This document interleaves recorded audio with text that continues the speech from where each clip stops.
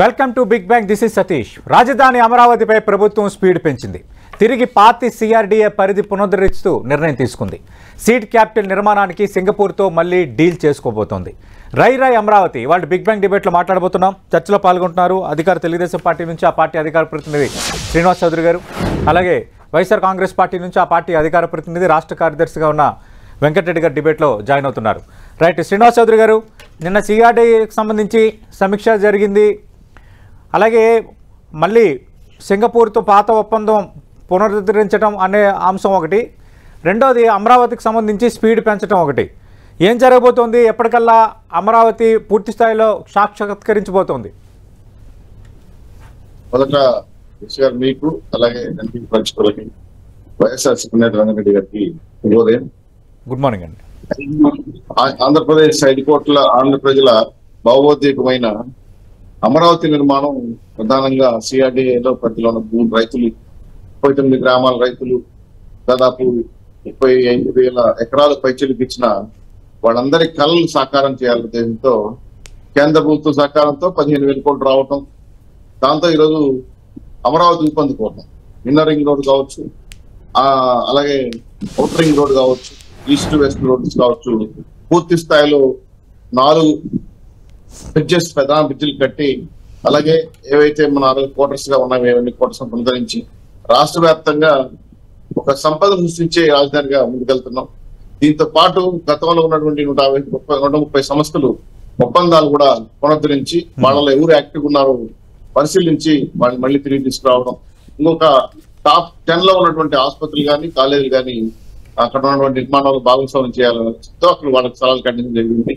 అనేక రకాలుగా చెప్పాలంటే అక్కడున్న రైతులు కూడా గత 5 ఏళ్ళుగా కవులు ఇవ్వకపోవడం, వాళ్ళు మళ్ళీ మేము 5 ఏళ్ళు కొనసాగించడం, పూర్తిగా కోల్పోయిన వాళ్ళకి కూడా పింఛన్లు కొనసాగించాలనే ఉద్దేశంతో ఎవరైతే ప్రభుత్వాన్ని నమ్మి ఇచ్చిన 29 గ్రామాల రైతులకి మేలు చేయ ఉద్దేశంతో రాష్ట్ర వ్యాప్తంగా ఒక ఇబ్బందికరమైన అంశాలు పెట్టి 3 రాజధానుల పేరుతో అమరావతిని విధ్వంసం చేసిన గత ప్రభుత్వాన్ని మనం మళ్ళీ పునరుద్ధరించి ఇక్కడ సిఆర్డీ ద్వారా సంస్థలు రావడం కానీ, అమరావతి నిర్మాణం కానీ, అవుటర్ రింగ్ రోడ్స్ కానీ, బ్రహ్మాండమైన ఆంధ్రులు బాగా ఆనందపడే, ఇన్ని రోజులు రాజధాని లేదు బాధపడే వ్యక్తులందరికీ కూడా సంతోషించే విధంగా అమరావతి నిర్మాణం జరగబోతా ఉంది. దీనికి చెన్నై ఐటీ వాళ్ళు గతంలో వచ్చి నిర్మాణాలు చాలా పటిష్టంగా ఉన్నాయని చెప్పారు. వాళ్ళు వచ్చి ఈ రోజు మళ్ళీ పరిశీలించబోతున్నారు. గతంలో నిర్మించిన భవనాలు దాదాపు నీళ్ళలో వెళ్ళిపోవటం, చాలా మెటీరియల్ తరలించేయటం, కొంతమంది దొంగతనాలు చేయటం, అనేక అంశాలు చూసాం మనం. సిఆర్డీ పరిధిలో రోడ్లు గుల్లలు కానీ, అలాగే గ్రావెల్ కానీ, అదేవిధంగా ఐరన్ కానీ, కొన్ని రకాల వస్తువులు కూడా తస్కరించిన విషయం కూడా మనం చూసాం. ఇవన్నీ కూడా పరిగణలో తీసుకొని మళ్ళీ పూర్వ వైభవం మీరు రై అనే విధంగా అమరావతి ముందుకెళ్తా ఉంది. తద్వారా ఆంధ్ర రాష్ట్ర ప్రజలు ఇక్కడ కేంద్ర రాజధానిగా ఉంటూ రాష్ట్ర వ్యాప్తంగా ప్రజలందరూ కూడా తన వ్యాపార విస్తరణ కూడా ఆలోచించే అవకాశాలు ఉన్నాయి. కాబట్టి ఖచ్చితంగా ఇది ఒక మైలురాయిగా, ల్యాండ్ మార్క్ గా, రాజధానిగా అభివృద్ధి చెందుతుందని, భవిష్యత్తులో దీన్ని నవనగరాలు ఏవైతే అనుకున్నా వాటన్నింటి కూడా కొన్ని మార్పులు చేర్పులు కూడా చేసి మరింత అప్డేట్ చేసుకుని ఇప్పటివరకు రాష్ట్రంలో విద్యా సంస్థలు, ఆసుపత్రులు, ఇండస్ట్రీస్, సెమీ ఇండస్ట్రీస్, అదేవిధంగా కేంద్ర ప్రభుత్వ సంస్థలు, అలాగే అంబసీస్ కానీ అనేక రకాల అంశాలన్నీ కూడా ఇక్కడ నిర్మాణంలో భాగంగా వస్తున్నాయి. గతంలో హైకోర్టు ఎంప్లాయీస్ కానీ, అలాగే స్టేట్ ఎంప్లాయీస్ కానీ, అలాగే రాష్ట్ర పరిధిలో ఉన్న ఉద్యోగస్తులు, కేంద్ర పరిధిలో ఉద్యోగస్తులు కూడా క్వార్టర్స్ వాళ్ళ నిర్మాణం జరిగింది. వాటిని కూడా పూర్తి చేసి ఈ 4 ఏళ్లలో పూర్తి స్థాయిలో అమరావతికి ఒక నిర్మాణమైన అద్భుతమైన నగరంగా నిర్మించి ప్రజలకి కానుక ఇవ్వబోతున్నాం. అందులో అనుమానం అక్కర్లేదు. రాష్ట్ర సిఆర్డీ పరిధిలో ఉన్న సంస్థ అధికారులు కూడా చాలా వాల్యుబుల్ సమాచారం తెలియజేశారు. నారాయణ గారు, పైవల కేసులు గారు కూర్చొని అధికారులకి దశ నిర్దేశం జరిగింది. పూర్తి స్థాయిలో అమరావతి నిర్మాణానికి సిఆర్డీ పరిధిలో ఉన్న పరిధిని పెంచకుండా ఆ పరిధిలో వరకే చేయాలని మాట్లాడడం జరిగింది. అన్ని రకాలుగా కూడా సహకారం కేంద్రం నుంచి వస్తుంది. కాబట్టి ధైర్యంగా ముందుకెళ్తున్నాం. ఇది ఏదైతే మేము అనుకున్నామో గతంలో 3 రాజధానులు పెట్టి మాకు చుక్కలు చూపించారు, ఆంధ్ర రాష్ట్రాలకి ఏమీ లేకుండా అటువంటి పరిస్థితి రాకుండా శాశ్వతంగా కేంద్రం గుర్తించిన అమరావతి రాజధాని కాబట్టి దాన్ని మనం ఈ రోజు నిర్మించుకోవడంలో ప్రధాన పాత్ర పోషించుకోతున్నాం ఎన్డీఏ కూటమి తరఫున. దీంట్లో కొన్ని చిన్న మార్పులు కూడా ఉన్నాయి సార్. అవి టెక్నికల్ ఇష్యూస్ చూసుకొని మార్పులు చేసి అమరావతి మహానగరంగా, అద్భుతమైన నగరంగా నిర్మించడం కోసం పునాదులు స్టార్ట్ అయ్యి, దీన్ని టెక్నికల్ గా సపోర్ట్ చేయడం కోసం కూడా సింగపూర్ వాళ్ళు కూడా గతంలో హెల్ప్ చేస్తున్నారు. వాళ్ళ సహకారం తీసుకుంటాం అనేది కూడా ఆలోచిస్తున్నారు. తీసుకుంటే ఉద్దేశం ఎలా ఉంటుందో చూడాలి. ఎందుకంటే కొన్ని బ్రిడ్జెస్ అనేవి కూడా పెద్ద ఎత్తున ఇంటర్నేషనల్ క్వాలిటీ లెవెల్లో తీసుకురావాలి కాబట్టి ఆ ఇంజనీరింగ్ కూడా సంపాదిస్తున్నాం. అనేక రకాలుగా అక్కడ ఉన్న డ్రైనేజ్ వ్యవస్థ కానీ, రోడ్లు కానీ, అలాగే ఇన్నర్ కరెంట్ పైప్ లైన్స్ కానీ, అద్భుతమైన లైటింగ్ సిస్టమ్స్ కానీ ఇవన్నీ కూడా విదేశీ ఇంజనీర్లతో కొంతమంది సలహాలు తీసుకొని సిఆర్డి అధికారులతో అద్భుతమైన నగరం నిర్మించడం కోసం పూర్తి స్థాయిలో తెలుగుదేశం పార్టీ ఎన్డీఏ కూటమి ముందుకెళ్తా ఉంది. దీంట్లో ఎటువంటి రాజీ లేదు, అక్కడ వస్తున్నటువంటి నిధుల పరమైన ఇబ్బంది లేదు. అనేక అంశాలపైన పూర్తిగా నిజాయితీగా ఉన్న అధికారులు అక్కడ పెట్టాం. వాళ్ళు ఎటువంటి పరిస్థితులు తప్పులకి తావు లేకుండా గతంలో తస్కరించిన వస్తువులు కూడా ఏ విధంగా రికవర్ చేయడం కోసం కేసులు నమోదు చేశారు. అవన్నీ కూడా పరిగణలోకి తీసుకొని మంచి కాంట్రాక్టర్స్ గతంలో చేశారు. వాళ్ళందరూ కూడా కొంత పిలిపించి చేయగలిగినందరూ కూడా అప్పచెప్పి పూర్తి స్థాయిలో వేగవంతం చేయాలని పని పూర్తి చేయడం కోసం తెలుగుదేశం పార్టీ ఎన్డీఏ పూర్తి చేస్తా ఉంది. దీంట్లో ఏం అనుమానం. పెద్దలు ఇంజనీర్లు గతంలో చాలా మంది కష్టపడిన వాళ్ళు ఉన్నారు. వాళ్ళు సలహా చెప్తున్నారు. ఆ సలహాలు కూడా పరిణితి తీసుకొని ప్రధానంగా ఎవరైతే రైతులు భూములు కోల్పోయారో వాళ్ళకి ప్లాట్స్, పింఛన్లు, అదేవిధంగా గతంలో పూర్తి స్థాయిలో ఇచ్చిన కవులు ఇవన్నీ కూడా పూర్తి చేసి భారీగా నిధులు కేటాయించి అమరావతి నిర్మాణం అద్భుత నగరంగా ఆంధ్ర రాష్ట్ర పేరు మెచ్చుకునే విధంగా, గర్వంగా చెప్పుకునే విధంగా అమరావతి నిర్మాణం పూర్తి చేయడం కోసం ముందడుగేశాం. ఈ అందరి సహకారంతో, స్వచ్ఛ సలహాతో నేను నిర్మించి చూపిస్తాం. గత ప్రభుత్వాలాగా తప్పుడు దారిలో వెళ్లే పరిస్థితి లేకుండా అక్కడ నిధులు డైవర్ట్ చేసి అదే ఆర్ఫైన్ ఏదైతే జోన్ ఉందో దాంట్లో ప్లాట్లు వేసి దాన్ని చిత్రబంధనం చేయాలని, ఉక్కుపాదంతో పైన అమ్మవారి కింద కమ్మవారు అని చెప్పి కుల ప్రాతిపదిక విధ్వంసం చేసిన జగన్మోహన్ రెడ్డి గారికి ఇది ఒక చంపపెట్టిగా మారబోతా ఉంది. భవిష్యత్తులో ఆంధ్ర రాష్ట్ర ప్రజలకి ఇది ఐకాన్ నగరంగా నిలబడి సంపద సృష్టించే విధంగా, ఉపాధి అవకాశాలు కల్పించే విధంగా అద్భుతమైన నగరాన్ని సృష్టిస్తామని మీ ద్వారా హామీ ఇస్తున్నాం. రైట్. వెంకటరెడ్డి గారు, రై అమరావతి అంటే ఆల్రెడీ మన కేంద్రం సాయం ప్రకటించడం అనేది ఒకటి, రెండు ఈ సిఆర్డీఏ అనే సమీక్ష. అంతకుమించి మీరు గతంలో సిఆర్డీఏ పరిధిని 6,993.24 చదరపు కిలోమీటర్ల వరకు మీరు కుదించారు. కానీ అంతకుముందు 2014 నుంచి 19 మధ్య ఉన్న టీడీపీ ప్రభుత్వం ఎక్కడైతే వాళ్ళు సంకల్పించారో అంటే 8,352.69 చదరపు కిలోమీటర్ల పరిధిలో మళ్ళీ సిఆర్డీఏ ఉండేలా నిర్ణయం తీసుకున్నారు. అలాగే గతంలో సింగపూర్కి సంబంధించిన డీల్ని తిరిగి పునరుద్ధరించడం, గతంలో ఎవరైతే డెవలప్మెంట్కి సంబంధించి తీసుకున్నారో వాళ్ళకి మళ్ళీ పిలవటం, అంటే అమరావతికి ఒక రూపం సంతరించుకునే దిశగా అడుగులు పడుతున్నాయి. 3 ఏళ్లలో రాజధాని అమరావతిని పూర్తి స్థాయిలో అందుబాటులోకి తేబోతున్నాం. ఇది నిన్న మంత్రి నారాయణ చేసిన ప్రకటన. సతీష్ గారు, ముందుగా మీకు ప్యానెల్లో ఉన్న అందరికీ 10 టీవీ ప్రేక్షకులందరూ నమస్కారాలు. నమస్తే అండి. 2014లో చంద్రబాబు నాయుడు గారు అధికారంలోకి వచ్చిన తర్వాత ఒక 5-6 నెలల నుంచి స్టార్ట్ అయినటువంటి వ్యధ రథ అనాలన్నమాట. ఇదంతా 5 ఏళ్ల పాటు నడిచినప్పుడు మళ్ళీ అంతకు మించి ఇప్పుడు అదే స్టోరీ నడుస్తుంది తప్ప దీంట్లో కొత్తదనం ఏమి ఉండదు. ఎందుకు కొత్తదనం ఉన్నంటే అంటే ఇస్తాంబుల్ పోతే ఇస్తాంబుల్ తరహా రాజధాని, చైనా పోతే చైనా తరహా రాజధాని, సింగపూర్ వెళ్తే సింగపూర్ తరహా రాజధాని, శ్రీలంక పోతే శ్రీలంకతో మేము ఒప్పందం కుదుర్చుకొని ఆ తరహా అభివృద్ధి చేస్తున్నాం అమరావతిలో. ఈ సొదంతా అదే మంత్రిగా ఉన్నటువంటి నారాయణ గారు ఇదే డిబేట్లు ఇదే చర్చలో 2014 నుంచి 19 దాకా నడిచింది. మళ్ళీ ఇప్పుడు 24 నుంచి 29 దాకా నడిచింది తప్ప అమరావతి నిర్మాణం అనేది చంద్రబాబు నాయుడు గారు తలకిందులు తపస్సు చేసిన కొత్త రాజధాని నిర్మాణం అనేది ఈ ప్రపంచంలో ఎక్కడ సాధ్యం కాదు. మహా అయితే ఇప్పుడు 3 బిల్డింగ్లు ఉన్నాయి. ఏదైతే తాత్కాలిక సచివాలయం, తాత్కాలిక అసెంబ్లీ, తాత్కాలిక హైకోర్టు, ఇంకొక 4-5 బిల్డింగ్ల నిర్మాణాలు జరుగుతాయి, లేకపోతే ఇంకొక 7-8 బిల్డింగ్ల నిర్మాణాలు జరుగుతాయి తప్ప రాజధాని నిర్మాణం అనేది పూర్తి కాదు. ఎందుకంటే వీళ్ళు చెబుతున్నటువంటి సింగపూర్ కన్సార్టియంతో ఒప్పందం అనేది ఒక అవినీతి ప్రాజెక్ట్. అది ఎందుకు ఆ మాట అంటున్నా అంటే వీళ్ళు 1691 ఎకరాలు సీడ్ క్యాపిటల్లో మేము సింగపూర్ కన్సార్టియంతో ఒప్పందం చేసుకుంటున్నామని చెప్పి అంతకుముందు వీళ్ళు అధికారంలో ఉన్నప్పుడు చంద్రబాబు నాయుడు గారు ముఖ్యమంత్రిగా ఉన్నప్పుడే ప్రకటించారు. దాంట్లో ఏంటంటే 371 ఎకరాల్లో 5,500 కోట్లు పెట్టి అప్పుడు చెప్పింది ఇదే మంత్రిగా ఉన్న నారాయణ గారు చెప్పింది 5,500 కోట్లు పెట్టి 371 ఎకరాల్లో నిర్మాణాలు మౌలిక సదుపాయాలు మేము కల్పిస్తాము. అలానే 250 ఎకరాలను సింగపూర్ వాళ్ళకి ఉచితంగా ఇచ్చేస్తాము, ఏది ఆ కన్సార్టియం వాళ్ళకి. అలానే మిగిలిన 1,170 ఎకరాలని ఎకరం 4 కోట్ల చొప్పున అమ్మితే 4,280 కోట్లు వస్తాయి. ఆ అమ్మిన వచ్చిన డబ్బుల్లో 42% మాత్రం ఆంధ్రప్రదేశ్ ప్రభుత్వానికి, 58% సింగపూర్కి. సింగపూర్ ప్రభుత్వం రూపాయి డబ్బులు పెట్టదు. సింగపూర్ ప్రభుత్వం కాదు సార్, సింగపూర్ కన్సార్టియం అనేది ఓ ప్రైవేట్ కంపెనీలకు సంబంధించింది. దాంట్లో మొన్న అవినీతి కేసులో ఫార్ములా 1 కు సంబంధించి అవినీతి కేసులో అరెస్ట్ అయినటువంటి సింగపూర్ మంత్రిగా ఉన్నటువంటి ఈశ్వరన్ గారే దీనికి అథారిటీ. ఆయనతో ఒకటి క్రియేట్ చేయించారు, అమరావతి డెవలప్మెంట్ అథారిటీ, ఏడీఏ అనేది క్రియేట్ చేసి దానికి ఎవరు దానికి డైరెక్టర్ ఏదైతే ఈశ్వరన్. ఇప్పుడు మరి అదే కన్సార్టియం తో మీరు ఒప్పందం అని చెప్తే సింగపూర్ ఆ కన్సార్టియం 58% అదే కన్సార్టియం అని ఒక క్లారిటీ ఏమి ఇవ్వలేదు. నేను చెప్పింది ఏంటంటే సీడ్ క్యాపిటల్ నిర్మాణం విషయంలో సింగపూర్ ప్రభుత్వంతో ఉన్న ఒప్పందాన్ని గత ప్రభుత్వం రద్దు చేసింది. మంత్రి నారాయణ చేసిన కామెంట్స్ చెప్తున్నా మీకు. సీడ్ క్యాపిటల్ నిర్మాణం విషయంలో తిరిగి సింగపూర్ ప్రభుత్వ ప్రతినిధులతో సంప్రదింపులు జరపాలని నిర్ణయించాము అని. దీన్ని సింగపూర్ ప్రభుత్వంలో సింగపూర్ పార్లమెంట్ లో అడిగారు సార్. అక్కడ అప్పుడు ఉన్నటువంటి అపోజిషన్ లీడర్ అడిగితే అప్పుడు అపోజిషన్ లీడర్ ఏంటి మన ప్రభుత్వం ఇండియాలో ఏదైనా ప్రాజెక్ట్ కి సంబంధించి మనం ఒప్పందం కుదుర్చుకున్నామంటే అక్కడ డైరెక్ట్ గా అక్కడ ఉన్నటువంటి ప్రభుత్వం అంటే దాంట్లో మంత్రిగా ఉన్నటువంటి ఈశ్వరన్ ఉన్నాడు, ఇది ప్రభుత్వం కుదుర్చుకున్న ఒప్పందం కాదు, ఇక్కడ ఉన్నటువంటి ప్రైవేట్ కంపెనీల్లో ప్రభుత్వానికి కొంత వాటా ఉంటది కాబట్టి ఆ ప్రైవేట్ కంపెనీల కన్సార్టియం కుదుర్చుకున్నటువంటి ఒప్పందం దీనికి సింగపూర్ ప్రభుత్వానికి ఎటువంటి డీల్ లేదని చెప్పి సాక్షాత్ అపోజిషన్ లీడర్ అప్పుడైతే సింగపూర్ పార్లమెంట్ లో చెప్పినటువంటిది. ఇదేంటంటే దోచుకునేటటువంటి ఒక అంశంగా ఇప్పుడు సింగపూర్ మంత్రి ఈశ్వరన్ పెట్టుకుని నడిపినటువంటి డ్రామా. ఇప్పుడు అతను అవినీతి కేసులో అరెస్ట్ అయ్యాడు. సో ఇప్పుడు అసలు దీనికి సింగపూర్ వాళ్ళకి మనం ఎందుకు రండి డబ్బులు ఇవ్వటం, వాళ్ళు ఏమైనా రూపాయి డబ్బులు పెడుతున్నారా? 58% అంటే సింగపూర్ ఎవరైతే కంపెనీలు ఉంటాయో వాళ్ళకి 58% అమ్మగా వచ్చిన డబ్బులు 58% ఇస్తామంట.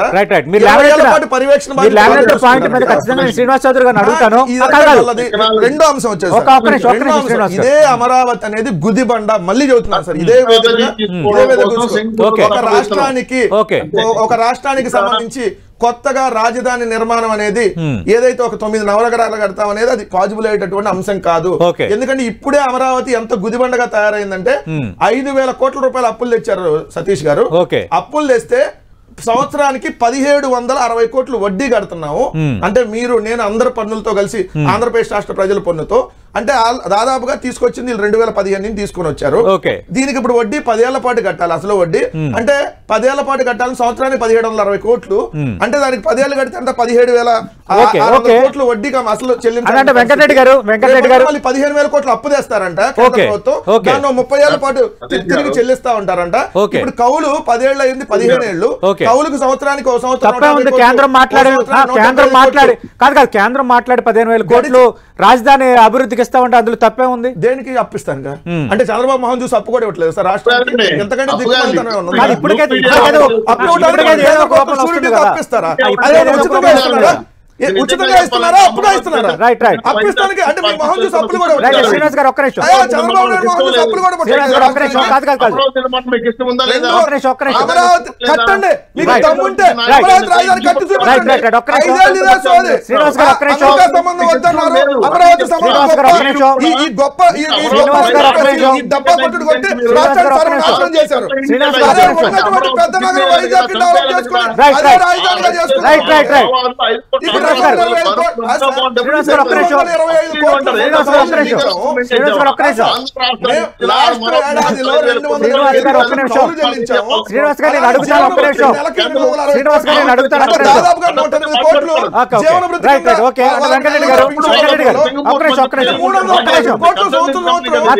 నాకు ఛాన్స్ ఇవ్వండి శ్రీనివాస్ గారు, ఒక్క నిమిషం. ఇప్పుడు 15,000 కోట్లు మీ ప్రపంచ బ్యాంకు నుంచి ఇప్పిస్తున్నాము అని నిర్మలా సీతారామన్ చెప్పారు. ఒకటి. రెండోది ఆమె ఇంకో మాట కూడా అన్నారు, అలాగే సెంట్రల్ గవర్నమెంట్ కౌంటర్ ఫండ్ కింద కొంత ఇవ్వాల్సింది ఉంది, దాన్ని సాయం చేస్తాము. ఆ సాయాన్ని ఇప్పుడున్న ఆంధ్రప్రదేశ్ రాష్ట్ర ఆర్థిక పరిస్థితుల నేపథ్యంలో వారు తిరిగి పే చేస్తారా లేకుంటే మేము గ్రాంట్గా చెయ్యాలా ఏంటనేది మేము త్వరలో నిర్ణయిస్తామన్నారు. అంటే కేంద్రం నుంచి గ్రాంట్ రూపంలో కూడా మరికొంత సాయం రాబోతుంది. ఒకటి. రెండు. ఇప్పుడు 15,000 కోట్లు 15,000 కోట్లు 30 ఏళ్ళకు అదే అంతే కదా, 30 ఏళ్ళకు తిరిగి చెల్లిస్తాం. ఇప్పుడు ఇప్పుడున్న ఆంధ్రప్రదేశ్ ఆర్థిక పరిస్థితి నేపథ్యంలో 15,000 కోట్లు ఏదో ఒక రూపంలో వస్తే తప్పేంటి రాజధాని నిర్మాణానికి? అలాగే రేపు పొద్దున్న సెంట్రల్ గవర్నమెంట్ 5,000 ఒక గ్రాంట్ గా కొంత అమౌంట్ ఇస్తామంటే తప్పేంటి?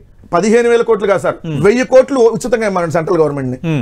మీరు ముగ్గురు ఉన్నారు కదా మంత్రులు, 1000 కోట్లు మేము ఉచితంగా అమరావతి చెప్పిందా కేంద్రం? 15,000 కోట్లు అప్పైందండి కేంద్ర ప్రభుత్వం. నేను అదే అంటున్నాను. ఆ రోజు మీడియా సమావేశంలోనే నిర్మలా సీతారామన్ చెప్పిన మాట సాక్షాత్ ఆమె చెప్పింది, ఇది గ్రాంట్ కాదు,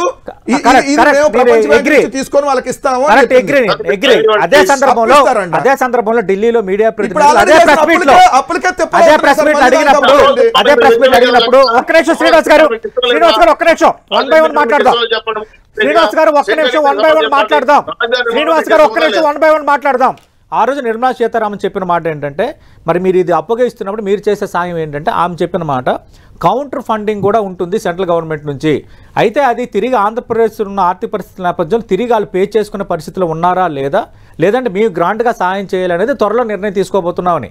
అంటే సెంట్రల్ గవర్నమెంట్ నుంచి కూడా ఒక గ్రాంట్ రాబోతుంది రాజధానికి సంబంధించి. ఎప్పుడు ఇస్తున్నారు సార్? నిర్మలా సీతారామన్ చెప్పారు. వీళ్ళే ఉన్నారు కదా సార్ క్యాబినెట్ లో.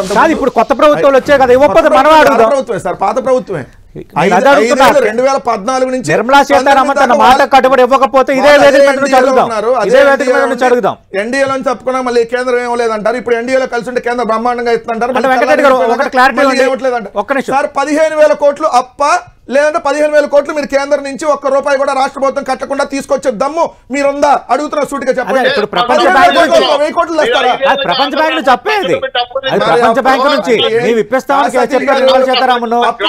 అయితే ఆ రోజే మళ్ళీ కౌంటర్ ఫండ్ ఇస్తామని చెప్పారు కాబట్టి, కౌంటర్ రైడ్ ఇస్తామని చెప్పారు కాబట్టి ఆటోమేటిక్ గా సెంట్రల్ గవర్నమెంట్ సాయం చేయడానికి ఎందుకు అనుకోవాలి మనం ముందుగా. తెచ్చి అమరావతి రియల్ ఎస్టేట్ ని బిల్డప్ చేయబోతున్నారు అంతే కదా. అప్పులు తెచ్చి అమరావతి రియల్ ఎస్టేట్ ని బిల్డప్ చేయబోతున్నారు. మీ బినామీల కోసం కొన్న భూములు రేట్లు పెరగడం కోసం 4 రోడ్లు వేసి కోసం ఈ రాష్ట్రానికి ఒక గుదిబండగా అమరావతిని ఆల్రెడీ తయారు చేసి 1760 కోట్లు అసలు వడ్డీ చెల్లిస్తున్నాం సార్. 5,000 కోట్లు సార్ 5,000 కోట్లకి 1760 కోట్లు వడ్డీ చెల్లిస్తున్నారు సంవత్సరానికి. మళ్ళీ 15,000 కోట్లు. అరే ఉన్న నగరాన్ని పెద్ద చేసుకుంటే 5,000 కోట్లు పెట్టి బ్రహ్మాండంగా విశాఖ. శ్రీనివాస్ గారు మాట్లాడండి. అప్పులు కుప్పగా మార్చేసింది జగన్మోహన్ రెడ్డి గారు. రాష్ట్రాల్లో పిహెచ్డీ చేసుకుని జగన్మోహన్ రెడ్డి గారు మళ్ళీ మీరు అబద్ధాలు చెప్పండి. 5 ఏళ్ళు అబద్ధాలు చెప్పి ప్రజలను మోసం చేశారు.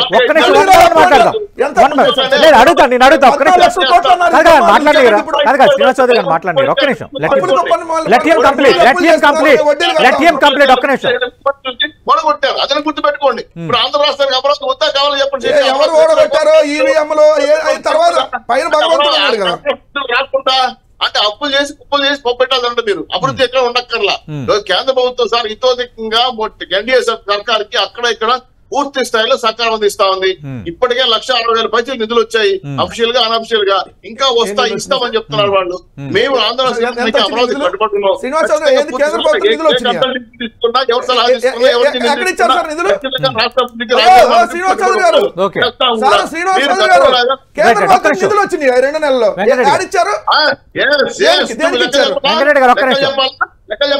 చెప్పండి దేనికి ఇచ్చారు నిధులు? బెంగళూరు నుంచి Amaravati road inner ring road 60,000 కోట్లు వచ్చాయండి.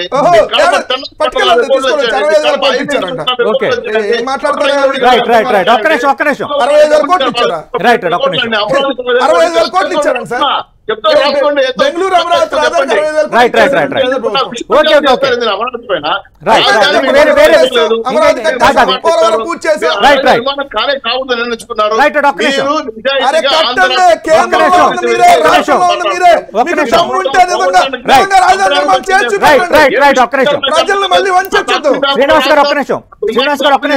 తప్పుడు పేపర్ అంతా సృష్టించే నగరం అని చెప్పి ఉన్న సంపద దోచి పెడతానికి ఈ రాష్ట్ర ప్రజలు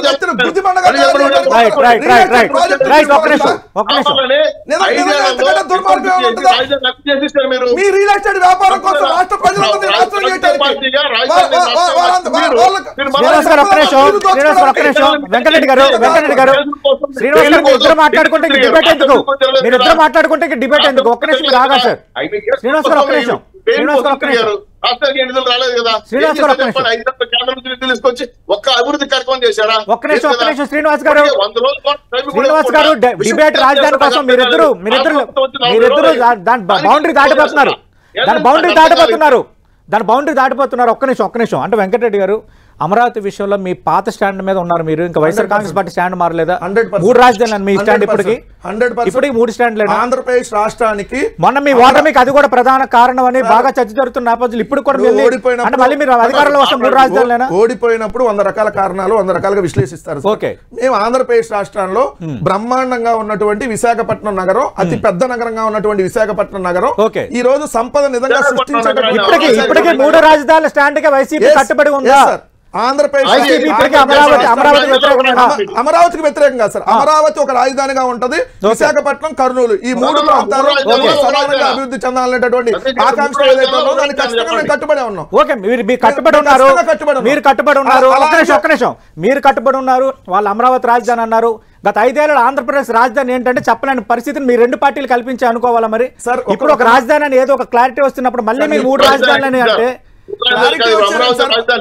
ఎప్పుడు ఆంధ్రప్రదేశ్ ఒక రాజధాని విషయంలో క్లారిటీ వచ్చేది? క్లారిటీ వచ్చి అమరావతిని రాజధానిగా క్లారిటీ అన్నారు సార్. అన్నారు ఉపయోగం లేకుండా ఉపయోగం కేంద్ర ప్రభుత్వం కూడా అమరావతి రాజధాని సాయం కూడా చేస్తుంది. రాజధాని అంటే మళ్ళీ మీరు 3 రాజధానులు అంటే పక్కనున్న హైదరాబాద్, పక్కనున్నటువంటి బెంగళూరు, పక్కనున్నటువంటి కోల్కతా, పక్కనున్నటువంటి చెన్నై, దీనికి దీటుగా తయారయ్యేటటువంటి నగరంగా ఆల్రెడీ ఉన్నటువంటి నగరం విశాఖపట్నం. అమరావతి విశాఖపట్నంలో 5,000 కోట్లు 10,000 కోట్లు ఖర్చు పెడితే అది కూడా 5 పదేళ్లలో దీన్ని తలదన్నే రాజధాని నగరం ఉంటుంది. రోడ్డు తీసుకున్నారు. బట్ 2014, 2019 మధ్య అమరావతి రాజధాని తీసుకున్నారు. కేంద్రం కూడా గుర్తించింది కదా, కేంద్రం కూడా గుర్తించింది కదా అమరావతి రాజధాని. అమరావతి గుర్తిస్తారు, రేపు విశాఖను గుర్తిస్తారు, రేపు కర్నూలు కూడా గుర్తిస్తారు. అలా గుర్తిస్తారు, ఉండకూడదని రూల్ ఏం లేదు కదా. అలా గుర్తిస్తారు. ఉన్నటువంటి నగరాన్ని మీరు 3 రాజధానులు అంటే కేంద్రం ఏమైనా గుర్తించిందా? అమరావతి రాజధాని కూడా కేంద్రం ఇప్పుడు ఏం గుర్తించలేదు కదా. గెజిట్ ఇచ్చారా? గెజిట్ ఇవ్వకుండా కేంద్ర ప్రభుత్వం అమరావతి ఆంధ్రప్రదేశ్ రాజధాని నిర్మలా సీతారామన్ పార్లమెంట్ లో ఆంధ్రప్రదేశ్ 10 రాజధాని లేకుండా అయిపోయింది, ఆ రాష్ట్రానికి ఇప్పుడు రాజధాని అవసరం, అందుకే మీరు సాయం చేస్తున్నాను ప్రకటించిందంటే ఇక కేంద్ర ఆర్థిక మంత్రి ప్రకటనను కూడా మనం దానికి ఎండోర్స్ చేయలేము. దానికి పోలవరానికి 15,000 కోట్లు ఇచ్చేస్తున్నామని పార్లమెంట్ సాక్షిగా సంవత్సరం అయింది ప్రకటించి, పోలవరానికి మొదటి దాకా 13,000 కోట్లు ఇచ్చేస్తున్నాం అన్నారు. ఏది కేంద్ర ప్రభుత్వం చెప్పాయని ఆయన శుద్ధపోసి మాట్లాడలేదు. పార్లమెంట్ లో మంత్రులు చెప్పడానికి వాల్యూ ఉందా? పొద్దున మాట సాయంత్రం వాళ్ళు మేము ప్రకటించేసాము. శ్రీనివాస్ గారు రాజధాని విషయంలో మా స్టాండ్ మారలేదు, మేము 3 రాజధానులకే కట్టుబడి ఉన్నాము. గతంలో లాగే విశాఖపట్నం, అమరావతి, కర్నూలు 6 రాజధానులుగానే ఉంటాయి, మా పార్టీ స్టాండ్ మారలేదు. ఇది వైఎస్ఆర్ కాంగ్రెస్ పార్టీ స్పష్టంగా చెప్తున్న మాట. చాలా సంతోషం. వాళ్ళ పార్టీ ఉండదు, వాళ్ళు ఉండరు, వాళ్ళ జెండా చాలా మంది చూసారులే సార్. మీరు ఏం కడతారు చెప్పండి. అర్థం కాలేదు. గతంలో జగన్మోహన్ రెడ్డి గారు చెప్పిన మాట ఏది నిలబెట్టుకోవాలా? 3 రాజధానులు పోయినాయి, 5 ఏళ్ళు 3 ముక్కలు ఆటాడాడు, 3 బాతుముడు గట్ల. మేము ఈ రోజు చెప్తున్నాం, అమరావతి పోలవరం నిర్మించే మేము చెప్పిన హామీలు తూచా తప్పకుండా పాటించే ఓట్లకు వస్తాం. మేము చాలా చెప్తున్నాం. ఈ 2-3 పాయింట్లు చంద్రబాబు నాయుడు మాట మీద నిలబడటం, మళ్ళీ మీ తెలుగుదేశం వాళ్ళు మీరు అందరూ మాటల మీద నిలబడతారా? నేను చెప్పిన సూపర్ 6 పూర్తి చేస్తాం, పూర్తి చేసే రాష్ట్రాన్ని విధ్వంసం శ్రీనివాస్ చౌదరి గారు మీరు పూర్తి చేయాలన్న సంకల్పం మంచిదా కాదనటం లేదు, కానీ కేంద్రం అప్పుగా సాయం ఇవ్వడం ఏంటి? కేంద్రం సాయం ఇవ్వాలి కదా ఇప్పుడున్న పరిస్థితుల్లోని, ఎందుకు రాబట్టుకోలేకపోతున్నారు? వెంకటరెడ్డి గారు స్థూలంగా అడుగుతున్నది. కేంద్ర ప్రభుత్వ హామీతో, రాష్ట్ర ప్రభుత్వ హామీతో కాదు, వాళ్ళు గ్రాంట్ ఇవ్వబోతున్నారు, ఇంకా చాలా నిధులు ఇవ్వబోతున్నారు. ఇది ఎన్డీఏ సర్కార్, డబుల్ ఇంజిన్ సర్కార్, అభివృద్ధి, వికసిత భారత్ కట్టుకుంటున్నారు.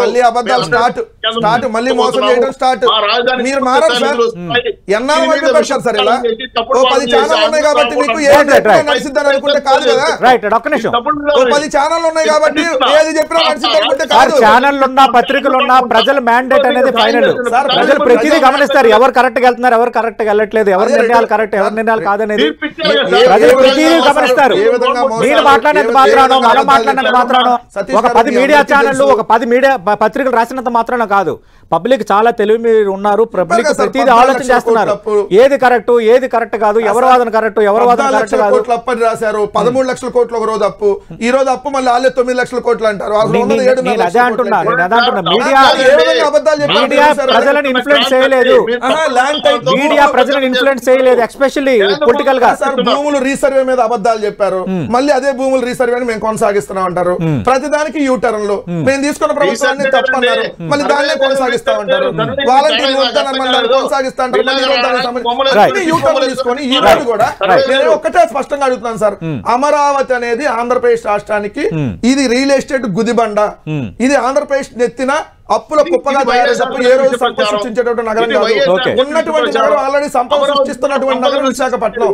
దాన్ని కొద్దిగా డెవలప్ చేసుకుంటే ఆల్రెడీ అమరావతి డెవలప్ చేసుకుంటారు. అక్కడ ప్రజలు కూడా కాదు, కానీ అక్కడ ప్రజలు కూడా మిమ్మల్ని ఆదరించలేదు కదా. తెలుగుదేశం పార్టీకి వచ్చిన హైయెస్ట్ మెజార్టీలో విశాఖ సిటీలోనే 543 పార్లమెంట్ నియోజకవర్గాలు భారతదేశంలో ఉంటే ఒక పార్లమెంట్ నియోజకవర్గానికి డైరెక్ట్ గా ఎలక్షన్ జరగలేదు. మిగిలిన 542లో 538 పార్లమెంట్ నియోజకవర్గాల్లో ఓటర్లు పోలింగ్ రోజుకి కౌంటింగ్ రోజుకి తేడా ఉంది. డిబేట్ పెడదాం దాని మీద. ఓకే, మరి అంటే 4 పార్లమెంట్ నియోజకవర్గాలు ఉంటే ఓవరాల్ భారతదేశంలో ప్రతి పార్లమెంట్ నియోజకవర్గంలో పోలైన ఓట్లకి కౌంటింగ్ ఓట్లకి ఎందుకు డిస్కషన్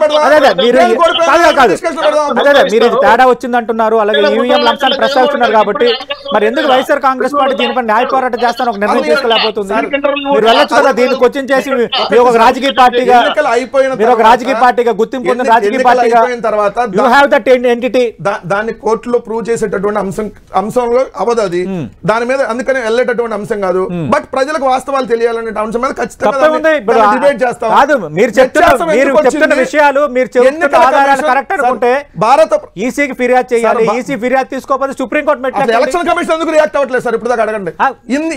ఇన్ని సంస్థలు ఏడీఆర్ మొదలుకొని అన్ని సంస్థలు ఇదిగోండి చెప్తున్నా. భారత ఎన్నికల సంఘం ఇప్పటి వరకు ఎందుకు నోరు మెదపట్లేదు? అదే నోరు మెదపట్లేదు కదా, మీరు ఎందుకు దీనిపైన అంటే వాళ్ళు ఒప్పుకున్నట్టుగా అంటే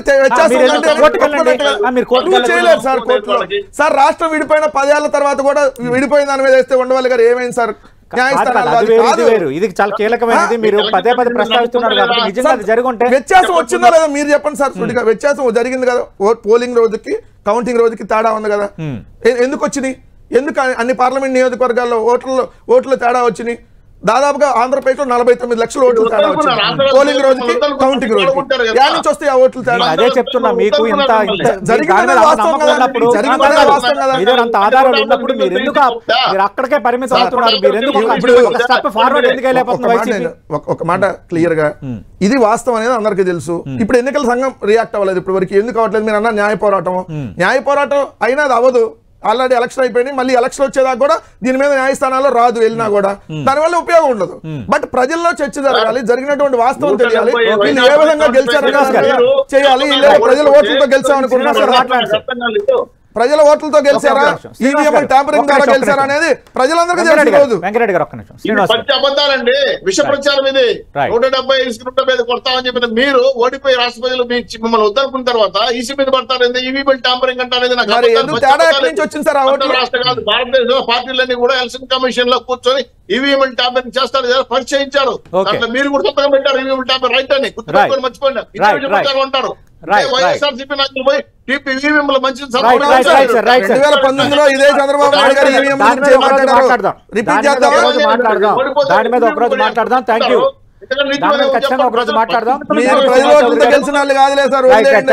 వెంకటరెడ్డి గారు, మనం చూస్తున్నాం అమరావతికి సంబంధించి ఇంకా స్పీడ్ పెంచింది ప్రస్తుతం ఆంధ్రప్రదేశ్లోని ఎన్డీఏ ప్రభుత్వం.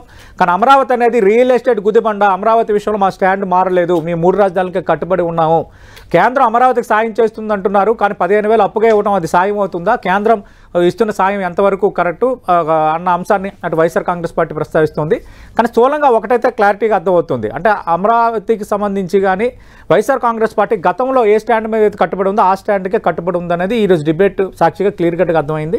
మేము 3 రాజధానులకే కట్టుబడి ఉన్నాం, క్లియర్ కట్గా చెప్తున్నాం. తక్కువ మొత్తంతో రెడీగా అయ్యే రాజధాని నగరం విశాఖపట్నం అని ఇప్పటికీ మేము అదే మాట కట్టుబడి ఉన్నామని వైఎస్ఆర్ కాంగ్రెస్ పార్టీ అధికార ప్రతినిధి వెంకటరెడ్డి గారు ఇదే డిబేట్ మీద చెప్తున్నారు. చూద్దాం ఈ పరిణామాలు ఎలా ఉండబోతున్నాయి. నిజంగా ఈ రాజధాని ఈ స్పీడ్ అందుకోవటం 15,000 కోట్లు, అలాగే తర్వాత మేము ఇచ్చే కౌంట్ రేట్లో భాగంగా ఇచ్చే మరికొంత మొత్తం అనేది మరి కేంద్రం ఏ టైప్లో సబ్సిడైజ్ చేయబోతుంది అనేది let us wait and see. ఇది అమరావతి కదలికపై 10 టీవీ బిగ్ బ్యాంగ్ డిబేట్.